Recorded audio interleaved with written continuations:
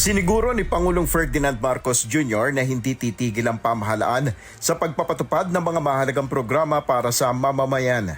Sa gitna ito ng kinakaharap na hamon ng bansa dahil sa gulo sa gitnang silangan kung saan tumaas ang presyo ng produktong petrolyo. Sa kanyang bagong vlog, sinabi ng Pangulo na tuloy-tuloy ang trabaho ng gobyerno upang matiyak na naaabot ng serbisyo ang bawat Pilipino. Kahit mabigat ang krisis natin sa enerhiya, ang trabaho ng gobyerno ay hindi maaaring doon lang tumigil. Patuloy ang paggawa ng mga kalye at daan, patuloy ang pangangalaga sa mga may sakit, sa mga estudyante.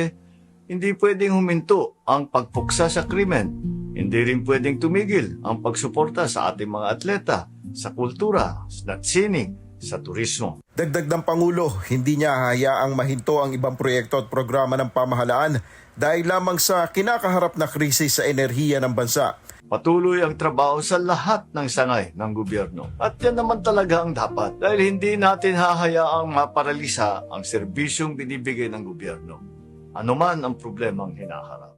Binigyan din ng Pangulo na kabilang sa mga prioridad ng administrasyon ang pagbibigay ng disenteng tahanan sa bawat pamilyang Pilipino sa pamamagitan ng Pambansang Pabahay para sa Pilipino Program o 4PH.